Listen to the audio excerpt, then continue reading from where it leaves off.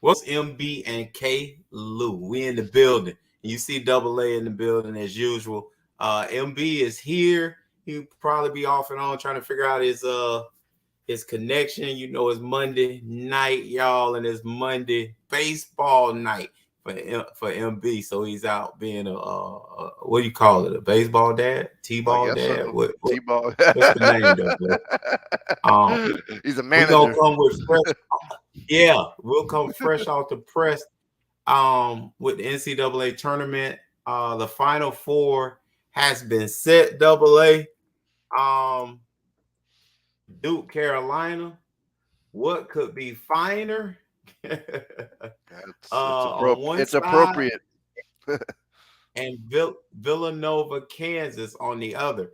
So I know as much parity that happens in the NCAA tournament, guys, it always seems like normality happens and things settle and our regulars go ahead and make it to the top.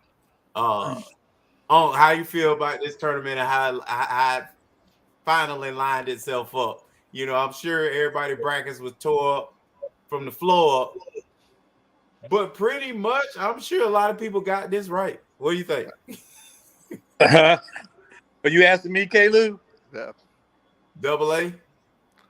I mean, it's only fitting going out on Krzyzewski's last round about that. You got Carolina, Duke in the Final Four. I mean, these are all familiar names, all storied programs. Have all done it at different eras, different times, and have come back and have figured out a way to get back time and time again. Whether it's Villanova, whether it's Kansas, Carolina, and God knows Duke. So I mean, there is it's anyone's ball game.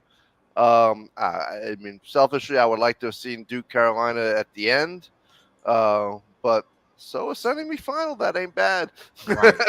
you know. So I'll say this: my Canes, they gave me hope for a half. We went in 6 going into Kansas, and I don't know what happened at halftime, but someone didn't get the message because we didn't show up to the second half. So it was. We'll definitely we'll touch bases with that. But you're probably about the 5th person I've heard today that said they wish there was a Duke Carolina final, not yeah. Final Four. Coach K passed your boy in the area 13 times to the Final Four, which I was talking about greatness and had no idea that there was a record out there, hanging pretty low for him to pick up over the Wizard of Westwood. Does that bring him any closer? He's a great coach, man. He's just a great coach, and you got to give him his credit. Yeah, he's a great recruiter, and he's just a great mentor to the players he gets. So it's only I think that I like seeing him going out like this. Yeah. So and hopefully, Caleb, I know that's your alma mater. Hopefully they will get to the final game. I think they'll get to the final. I know, Jason, this ain't your area too much. Do what? Go ahead. Are you asking me my opinion?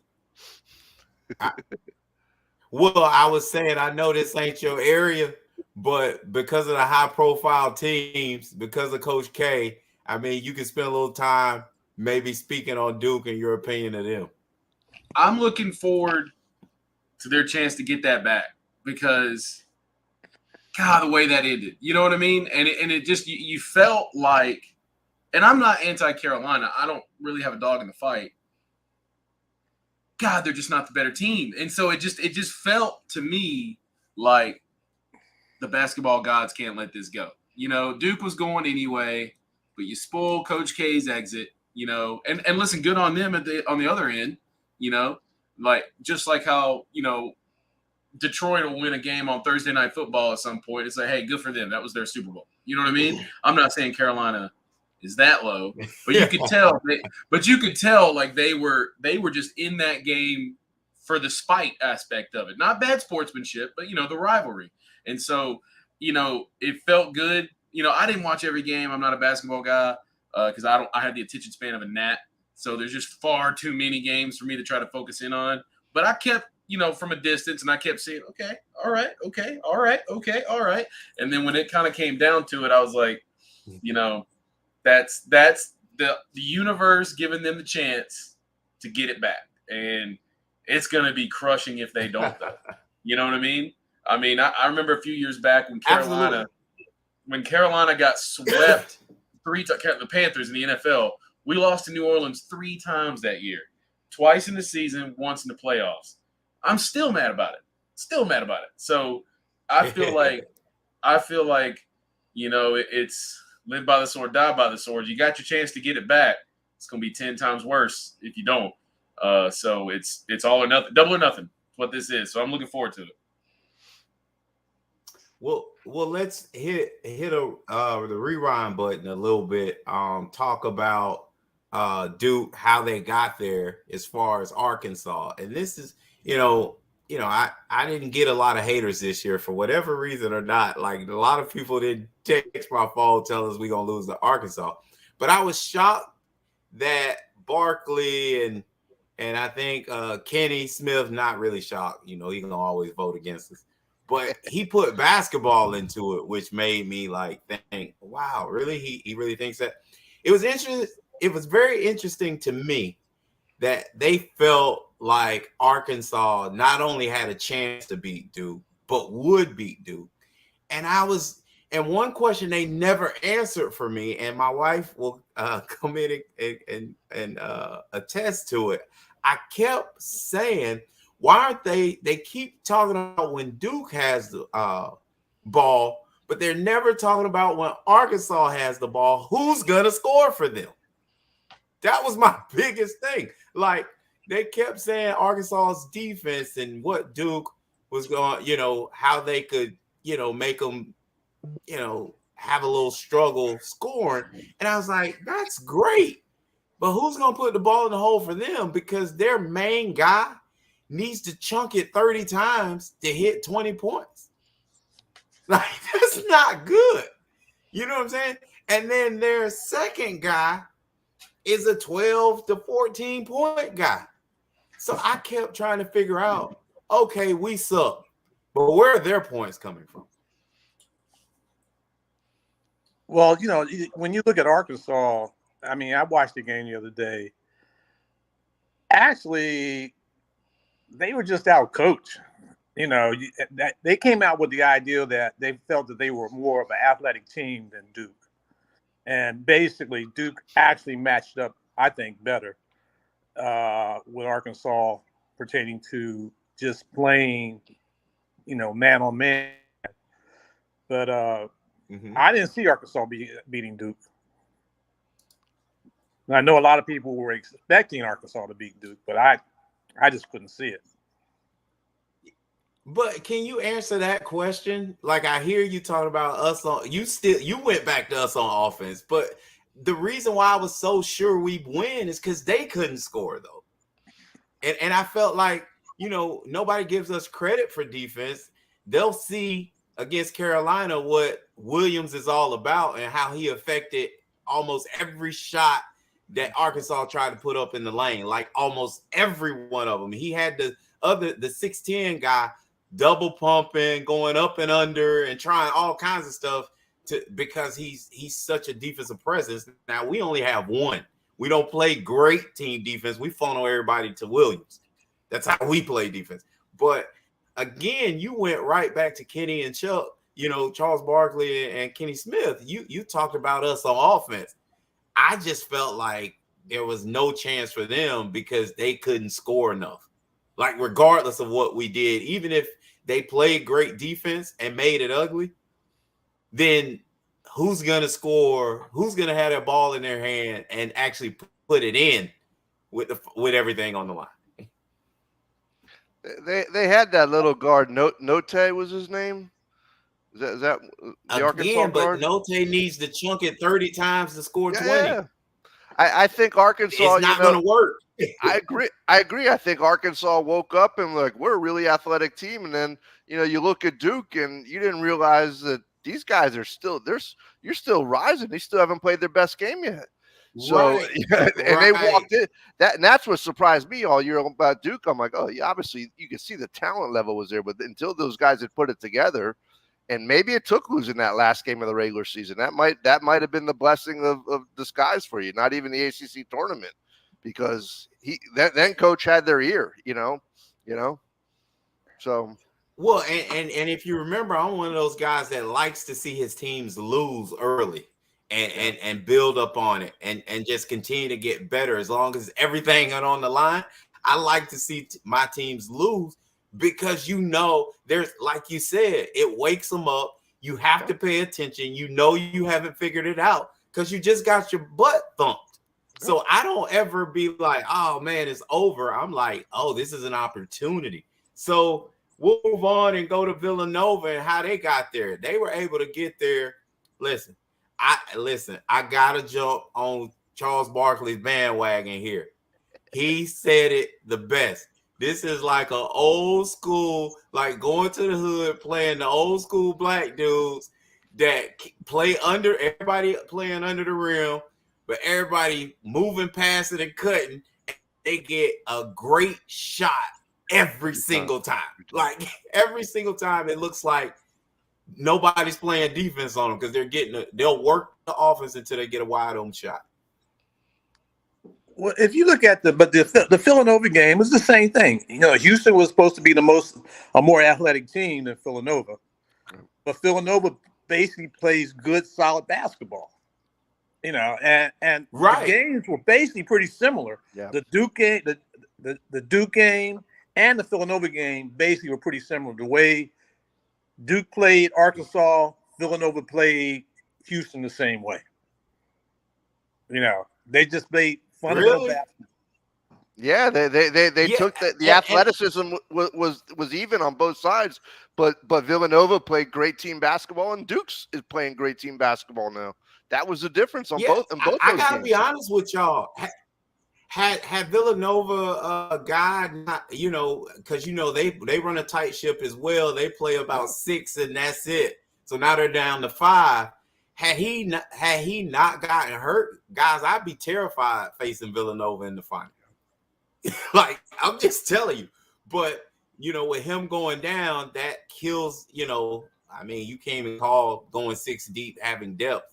But shoot, when you only got 5, you call 6 deep having depth. So I think, Villanova to me is probably the best, like when you think of what team means, like I really think they're the best team when you think of what team means. Like when you look at us, you start thinking like this guy, like Banchero, obviously, like number 1, number 2 player. You start thinking like that. Okay, you think Williams, defensive player of the year probably in the NBA once he finally makes that trip and starts, down that alley.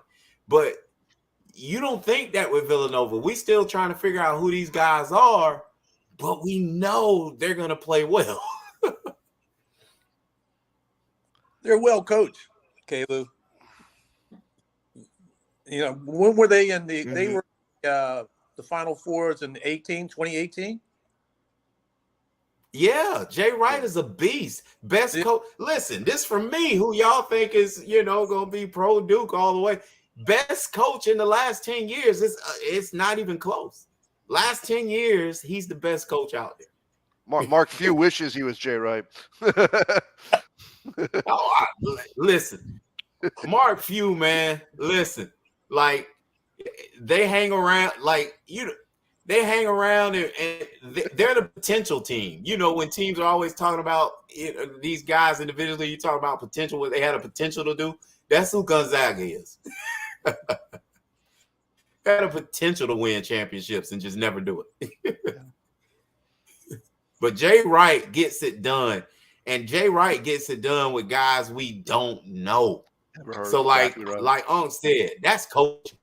That's what, I've always been a huge fan of Michigan State, Tom Izzo down there. because of the same situation. He does it with guys we like, who? And You know what I I mean? thought that was Duke's biggest chance to get knocked out was Izzo. That until 5 minutes to go in that game, it was looking that way. You know, going back to that second round game. You know, they hung with you for 35 minutes.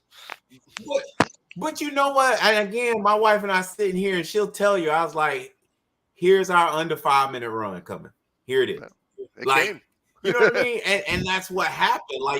Like one of the things, just being around for so long, watching Duke basketball and understanding a lot of times what Coach K is trying to do. His philosophy has always been, and watch this, guys. The end of the last 5 minutes of the half, the first 5 minutes of the second half, and the last 5 minutes of that. Like, that's his focus. So watch, if you ever want to like watch Duke, watch them then. They like and think about it. The last game they played, they went what? 10 for 10 or 8 for 8 or something crazy down that stretch the last 5 minutes. You know what I'm saying? They went 100%. You know, everything slows and guess down. what got them in trouble? I think it was 12 for 12. You know what happened though?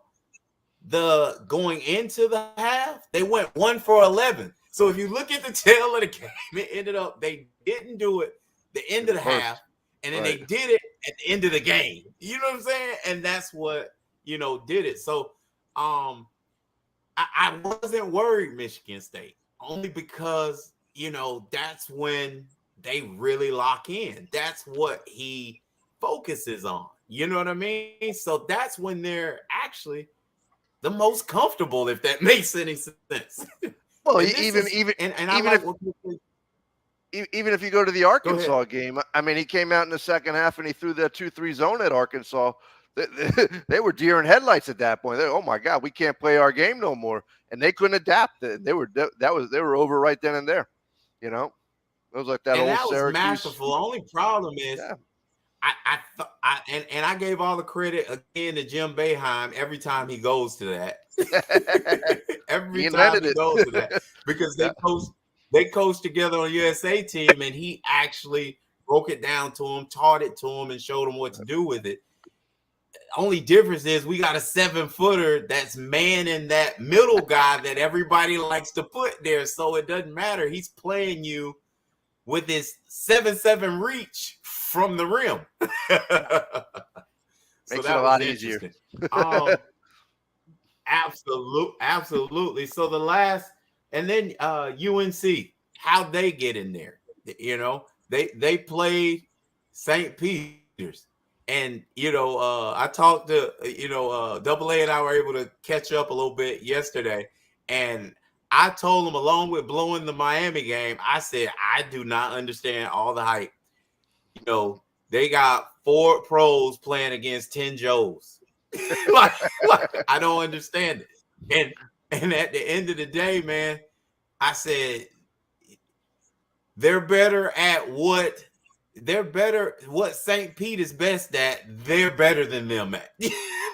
So you want to speed the game up and run? Good luck. Great. They got 2 NBA pro guards that are better than you in that. So that was really interesting. Watching that whole situation and looking at that massacre, because that was over fast. Yeah, I know we didn't talk about Mike Canes, but a brief thing. But you mentioned Villanova with the 6 guys and now going down to 5. Miami had 5 going into the half, but we came out with 4. So we really had nowhere to pull on. Well, that was the Kansas game. We weren't. We were gonna go to that next. I really felt like Miami had a great chance of beating them. I actually thought they were better. As a team, really did, because Kansas didn't have that signature guy that we're so accustomed to. And Miami came out, showed a lot of heart. But like you said, it was 2 games. It was the first half and a horrible half. And I guess my only question to you guys is, why so many threes in the second half? It's not how you were winning the game. You weren't winning the game from the 3-point line, but you went 3 happy in the second half. They got us in foul trouble, and their length and their height got these guys scared. They was all one-on-one, isolation. The only guy that was playing the one-on-one isolation guy was McCuskey, and no one else had the game. And literally, there was a sequence in the second half that this kid 55 off the bench, freshman or whatever, and he jacked 3 shots in a row, and boom, and you could see the legs were wobbling on all 3. And at that point, lights out, because they went from 6 up to 14 down in a blink of an eye, and they never got off the deck at that point. So I don't know where Charlie Moore was. He was the surprise for me, the little guard. He usually settles them down and hits the shot when they need it, but don't know. Well, I'll start us off. I'll give my pick and why. I think Duke over UNC. I think the history of it all, the taste of blood that Duke is going in, and I don't know what Vegas is saying, but as the underdog, because we got the floor mopped with us at Cameron, and Coach K, like I told you guys before, I remember being 35 down at Clemson, and he called the timeout just to make the guys fester in that 35 point loss to Clemson at Clemson. He's that type of guy. So he's the same type of guy that's probably playing them the last seconds of, UNC beating up on them, and then showing all the tweets of all the UNC alumni that was laughing and poking fun that they ruined the night. So I think going in it, he's making them feel like an underdog. So I think we move forward. And then Villanova, Kansas, I think that hurts Villanova too big, losing a key guy like that when your nucleus is already so tight. So I like Kansas. So I like a Kansas Duke final. Double A. I think you're right on with that. I'll say this: Vegas likes Duke. They're a 4-point favorite. So, I'll say this. Everything points to the Hollywood ending and winning this for Coach K. That just like Carolina got motivated and got up to ruin his goodbye party at Cameron Indoor. They got the motivation and the muscle memory to know that they can do it again. So it's going to be a scrap. I mean, they ain't going to give it to you. That's for sure. So how about the other side, Kansas, Villanova? From what I see of this Kansas team, there are no names, but they're sound. They have the front court, and they have enough of that guard play with that Remy Martin kid, and they just, if it was Villanova with the other kid and the way they were playing, I would go Nova, but that Kansas team just looks like they're meant to be there. I don't think they're winning it. I think Duke or Carolina beat Kansas either way. So that's my take. I'm going with Duke over North Carolina. I'm going with Villanova over Kansas. Oh wow, you still like it? So you think they circle the wagons and they might really play even better with 5? Yeah, I think like you were saying earlier about Jay Wright. He's a great coach too, and type of ball that Villanova plays, come out of the Big East, I think they play that old school Big East basketball. I think they can beat Kansas. Even with one. And Jason? I don't know, man. I don't know basketball. So I might have to sit this one out to you're done with the rest. Throw your picks. Throw your picks. I mean, I hope it's Kansas Duke, but that's just outside looking in. I don't know. I always kind of like Kansas. I really don't know why. No rhyme or reason. Cold. No, just because I don't know what a Jayhawk is. I don't know. Just say rock what top in front of it, and it somehow works. We're moving right along to the UFC fight, or the best fight we've seen in. I don't know. They be heavyweight or middleweight. It depends on what movie he's playing in. Lightweight, Chris Rock. Right. So it was an unfair fight. Everybody knows by now, but this crew wanted to discuss it. Chris Rock gets slapped by Will Smith in the Oscars. It was crazy to me. I actually thought it was fake. I didn't see it live, but even watching the video, I thought it was fake until, like, he cried and apologized and all that stuff. And you guys can give your opinions on that, but wanted to lay it out there. He didn't apologize to Chris Rock. He apologized to the Academy. Correct. Correct. Can I go first on it? Go ahead. Go ahead. So my opinion on the whole thing's a little multifaceted, but I think first and foremost, I don't know the right way to, I'll just say it's a coward move. I mean, you're both comedians. So if we completely set aside, and I think Chris Rock's joke was terrible, poor taste, not great, but you're both comedians. So when Will Smith stands up and walks toward the stage, you're both comedians. Chris Rock thinks, oh, Will Smith's joining in on the bit. He's going to try to, maybe he's going to fake punk me. I'll play along. They're actors. They're not real people. Nothing they do has any substantive value in the real world. So when you walk up to somebody face to face like that, knowing that they're playing along on your behalf, and then you really hit them, that to me, beyond the wrongness of this, words can't lead to violence. But, when you unless there's some extenuating circumstances. So beyond that, terrible. But on the flip side, that was a terrible joke. And Will was a good sport at first, you could see.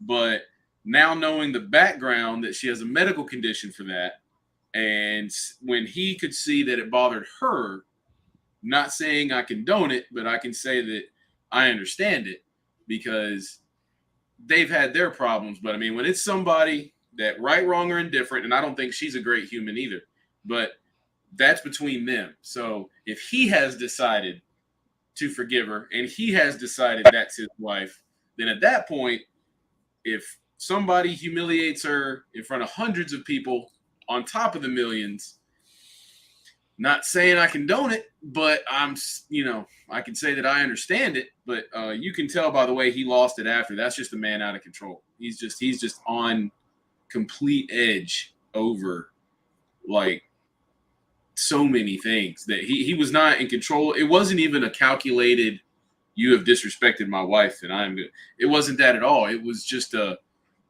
complete loss because the way he even repeated what he said, almost like a petulant child who's in timeout, that it's just bad form all around.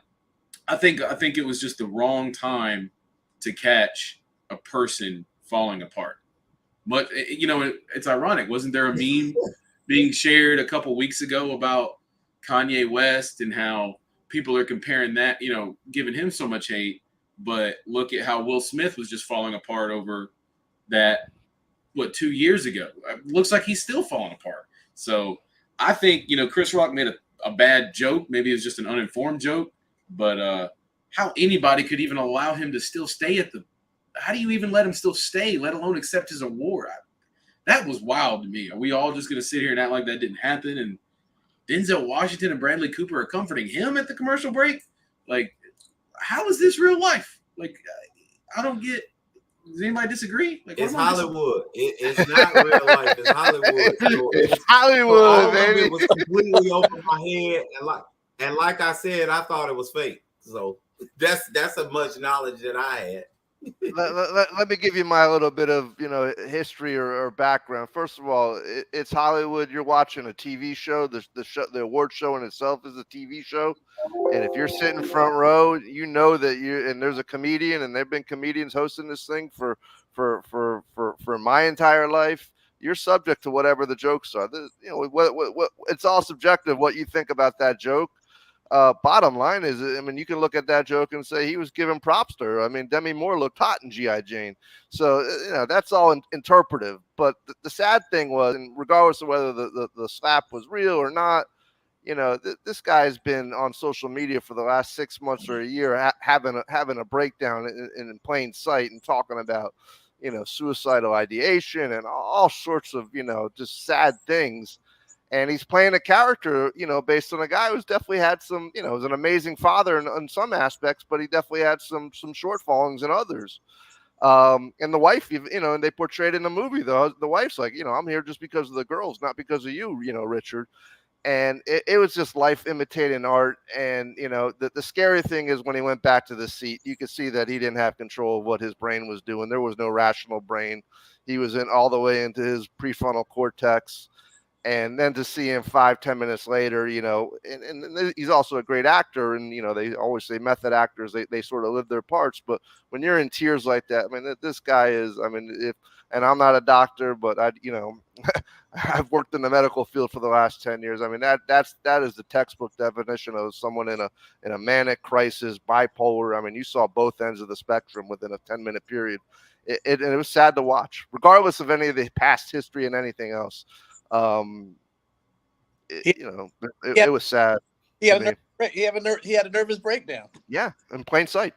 That's basically what happened. Yeah. So I don't know if you had a chance to see his series Bel Air.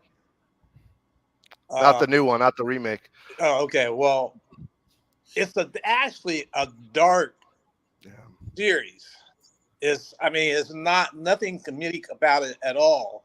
And in reference to saying that I'm producing a show that, we used to air a number of years ago that was basically a comedy show on TV.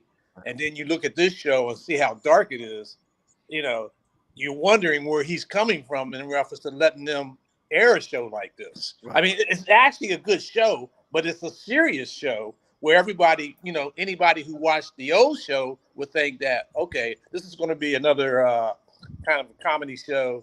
And then all of a sudden you're watching it and you say, well, wait a minute, this is kind of dark. Yeah, the behind the scenes in Hollywood are always dark, and there are a lot of people have been left at the wayside, and they'll run over you at any point. And that's what Denzel was saying. Is like when you're at your highest, man, you're the most vulnerable because that you'll crash on that roller coaster because it's a ride. All the attention, all the focus is on you. I just think it's sad to see that go down in plain sight, and it's regardless of all the other everyone's Monday quarterback, and it wasn't a good scene. So no, definitely not. So when Venus and Serena were like, what's this guy doing? They knew something flipped. That ain't that crazy. So, but the other thing too. Yeah, is, go ahead. Go ahead. When after he accepted the award and he was apologizing to the Academy and to some other people, he should have been man enough to also apologize to Chris, because Chris was approached by the LAPD in reference to apparently, do you want to file charges? And he refused to file charges. I've worked with both of them years ago when they were young, and Chris, you saw how stunned he was after that. He couldn't get the words out for the next award, and that was the saddest thing because the next award, could have been one of the coolest documentaries you've ever seen, The Summer of Soul, for Questlove. Mm-hmm. Coming out of Philly, and the guy who who the press and the media should be talking about is that story, because that was the Woodstock that no one ever saw of Harlem. And listen, it's that business does weird things to people, and for all the success, comes with the demons, and you saw the demons on full display there. And I hope that they get the guy help, but I've been watching that for his social media feed, and you're talking about this latest show, that the remake of Bel Air. If that's dark, he's been on a slide for a while, and that's you play amazing parts. You play a father who's got all this range, and life imitates art. That cliche doesn't come from nowhere, and you saw it on live TV in front of billions of people theoretically are watching the Academy Awards around the world. I think one thing that is kind of unfair that's not being brought up. I mean, for one, Chris Rock's the victim here, and somehow that's completely lost in all this. But I do agree in the sense that Will Smith's a victim, but just not in the way that everybody's making it. Look, man, at the end of the day, we're all men, and you know, I've had friends that go through things, and you know, listen, right, wrong, or indifferent. I feel like as a man, it doesn't always matter who's right. Sometimes you just have to take it and do the right thing, because if you don't, no one else will. So even when someone else is wrong towards you, or you find yourself in a situation where you've been wronged, you know, at the end of the day, you can sit there, you can say all the right, defend yourself, but you better do the right thing. You know, say what you need to say, you know, take up for yourself, make your point, but that does not absolve you from doing the right thing. And I feel like Will Smith kind of did that prior to this so many times over the little Jada situation. I mean, he got humiliated on live TV. If he'd have left her, he'd have been the villain, you know. And I feel like it just like over and over and over. And you could just see he laughed at the joke initially, looked over, she made the face, and you could just see that it's just like he's being held to such a standard on live. Like you said, he's such a public figure. Imagine that weight. I mean, how many celebrities do we have to see fall apart before we realize it's not human to be under the magnifying glass 24 hours a day and have even your more private moments spill out? And it's kind of like what Double A said. I mean, it's like a Band-Aid's ripped off and he's just a raw person. You know what I mean? I mean, it was very manic. I think manic's a very good descriptive term.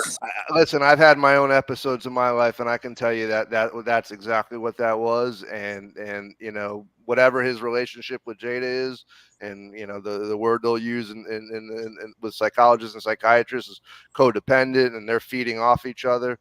You know, whether that look was a trigger, whatever it is, you can unlearn that behavior. But at that moment, when that brain is working like that, his brain is acting like a 5-year-old at that point.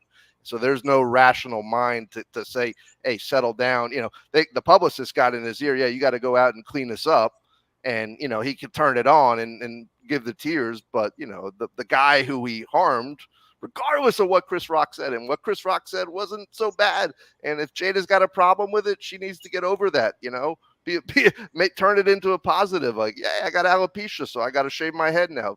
You know, you don't have brain cancer. You got alopecia. You're going to live. You're going to be all right. You know, you're not on your deathbed. So, and like I said, to me personally, subjectively, I think he was paying her a compliment. I thought she looked hot, but you know. Imagine the opportunity lost, though. I mean, of all the times we've seen Will Smith speak eloquently and responsibly and respectfully and with much wisdom on many subjects, imagine if he'd have walked up there, stood next to Chris Rock, put his arm around him, pointed at his wife and said, apologize to him. And then he would have apologized. He would have played along even if he thought it was just a bit, like he did think. And then tapped him on the shoulder and be like, appreciate that. Walked back, sat down. He'd have looked like the baddest dude on the planet. Like that would have been the way. But to just fly off the handle, what it is, you knew when he got up out of that chair, he didn't know what he was going to do. He didn't know what he was doing. And every step he took that he got closer to D-Day, he was like, what am I doing? What am I doing? It wasn't planned. You can even tell from the step he took when he did the smack, he didn't plan the smack because he didn't step right. You know what I mean? So the whole thing, it was just a man on the edge. And it just, I just hope it doesn't go away. I hope it doesn't fade away and then nobody gets him help and he turns into a James Dean or I know he passed differently, but you know what I'm saying. I mean, a Heath Ledger, Philip Seymour Hoffman, whoever that other guy is. I mean, you think Will Smith is mentally more strong, but you know, that's a dude that needs some help. Somebody needs to get to him before something else happens, because that was on live TV at the Oscars.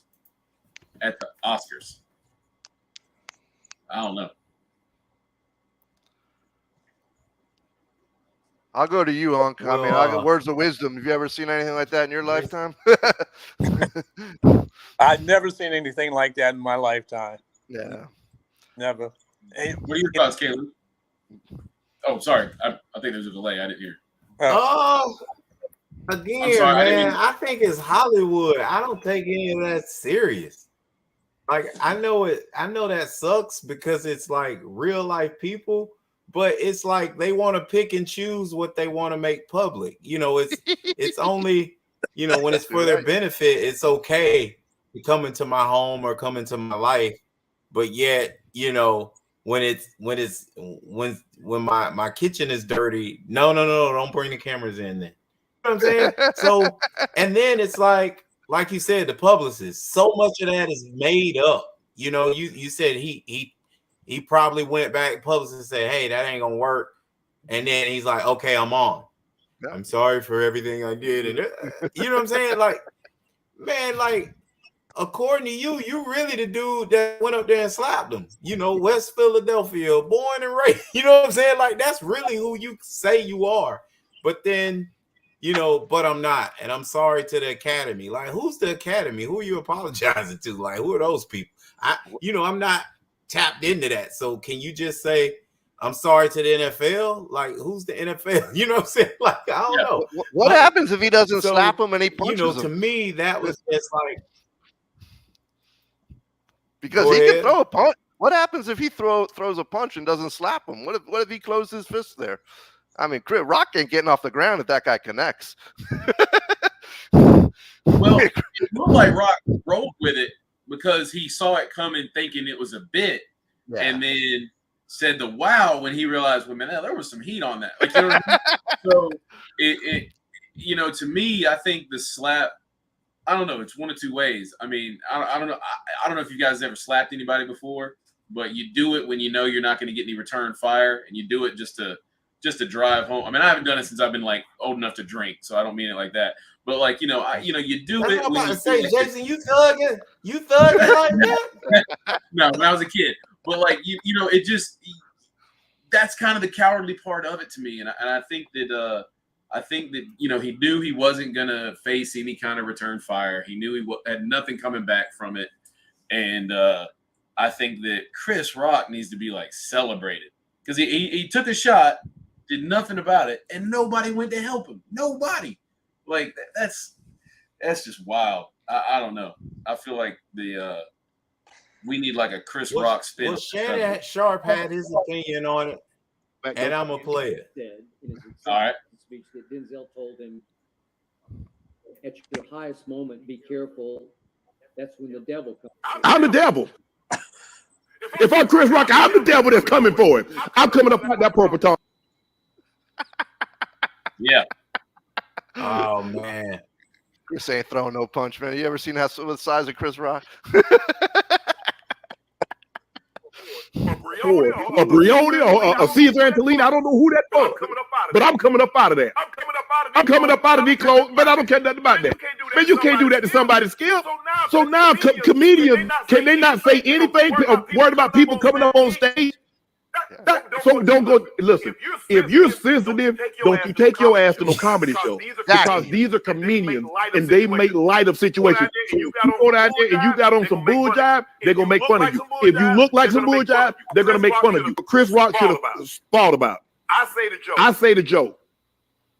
The person that I say the joke about, her husband. So now I already feel tension. I feel confrontation. Or I'm getting off the first one. Because the moment I feel confrontation, I got to end it. I'm not finna let you walk up on me like that. We going back and forth. You across the room, and here you come walking towards me.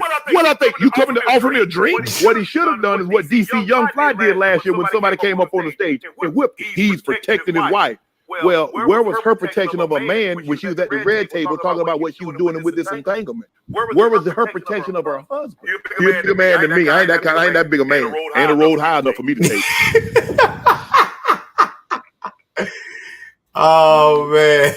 That's the difference. That's the difference between someone who earned their celebrity status the hard way. And I don't mean to listen, I'm sure there's long hours in the theater, but it's just the difference between a man who knows the repercussions of that action, physically, and people that live in a bubble of the not real world.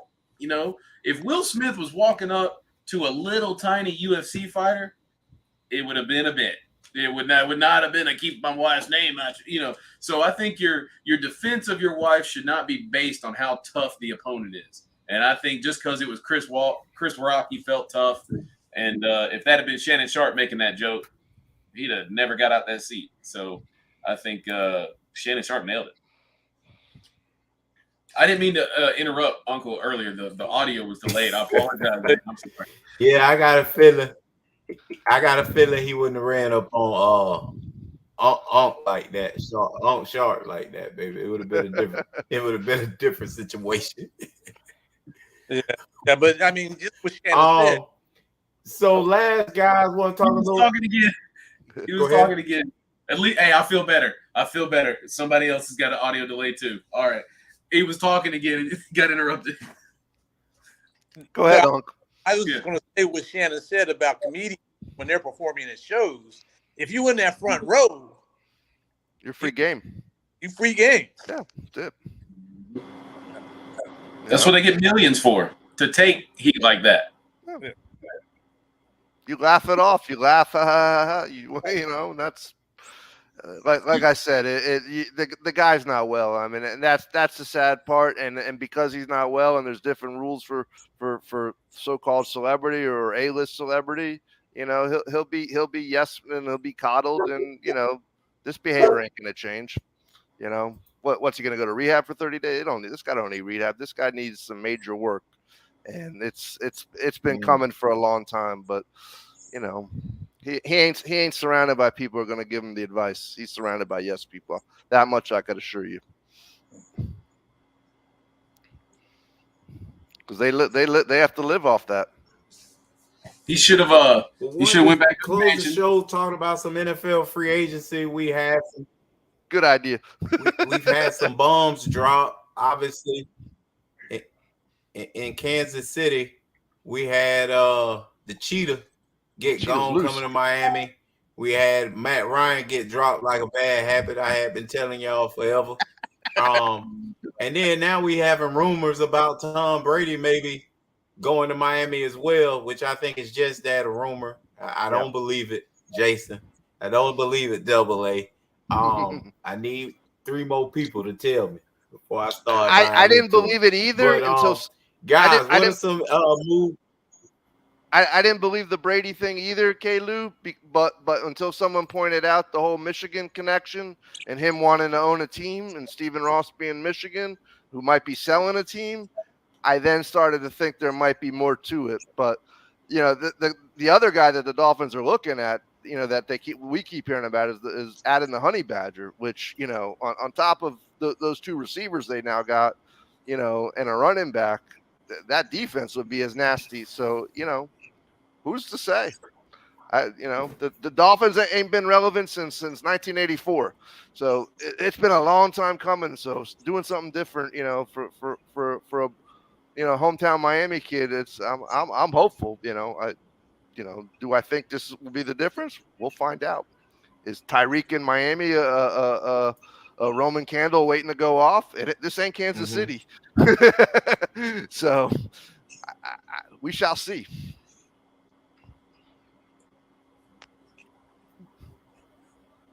I didn't mean to cut you off. Right. I think I don't think it'll happen just because I think Tampa Bay is too stubborn.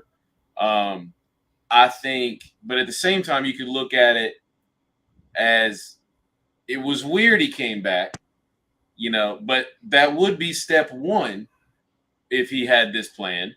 Yeah. But did he I've heard it, but I haven't seen any reports on it. Was he actively getting players to come back to Tampa based on his post-return? Is that part true? Because I've heard things like, well, it'd be kind of a dick move to some people that he recruited to stay back at lower amounts who only did it because he came back. You know, is that part true? Because from a player standpoint, then I don't think Tom Brady would do that. So it's tough. It's tough for me. I think Tampa Bay as an organization has no shot without him. So it would have to be a massive. It'd have to be more than, I don't know, whatever was given for Deshaun Watson, right? It would have to be, just because they'd be more desperate without him than Cleveland would have been without Deshaun. Look at it this way. What if Tampa Bay just put themselves in the driver's seat because they now got San Fran and Miami bidding against themselves? San Fran still got a problem, and they're 1 player away too, theoretically, at that position, which is the other place he wanted to go. He's going home, right? Is he Yeah. from Northern California? Yeah, he's from there. He's from San Mateo. He grew up watching Joe Montana. I mean, that, you know.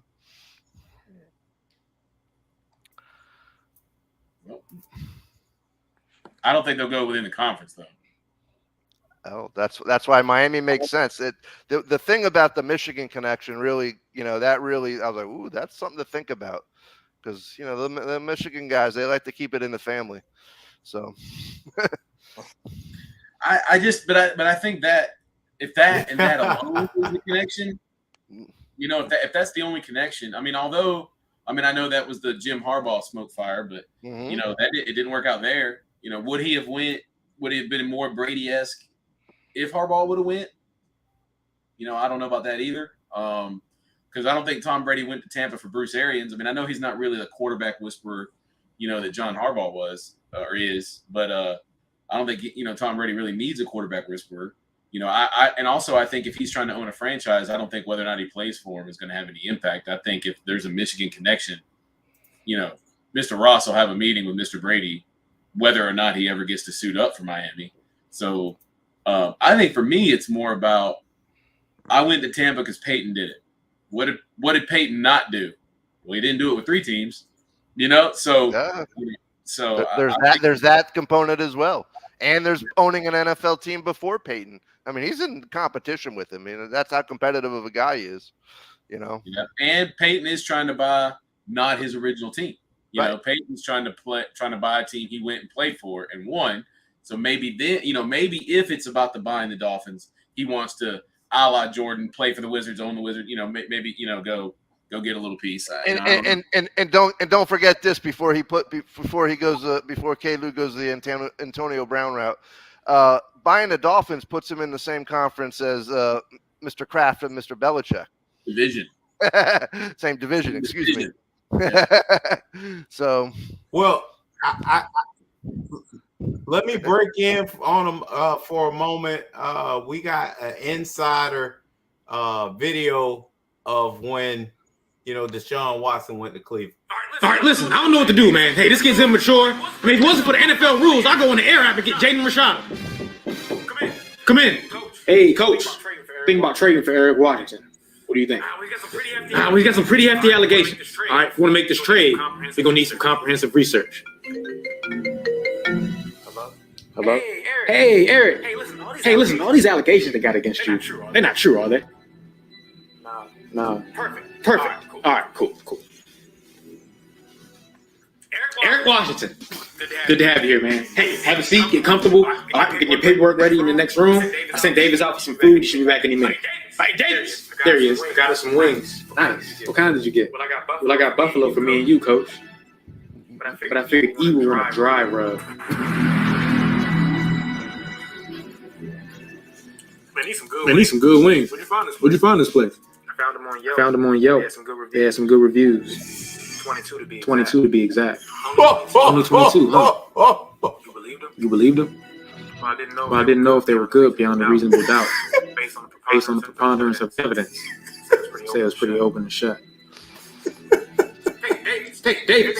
Everything all right, son? Being weird. My bad, coach. I'm just trying to feel him out. Hope I didn't rub you the wrong way. All right, that's enough. Hey, get this guy out of here. Straight him to Detroit. Let's do it for a 7th round pick. Let's make the headline real disrespectful. Hey, that dude is amazing. If you guys don't know Mr. Go 30, man, absolutely bonkers. He kills everybody. Like, he kills my Lakers all the time, y'all. He's sitting there and acts like LeBron's the coach. It's tell the head coach to shut up, like everything. Like, but I love his play on the Deshaun Watson trade.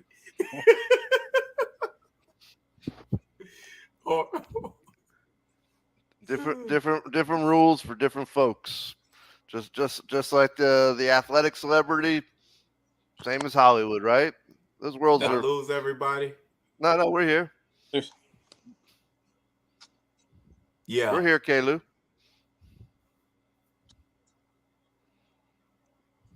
Hey, this was a tough night, guys. I don't know, this connections and everything is real tough. We kind of close anyway, So let's go ahead and call it a day. We appreciate everybody coming through, hollering at us, stopping through, hollering at us because you know us. With Jason ain't got a title tonight, but Double A in the building, Unc in the building, MB and K. Lou from Silent to Baseline. I see it, Fresh Prince. My bad, Prince. We are gone. Y'all have a good night, folks. Peace. Peace.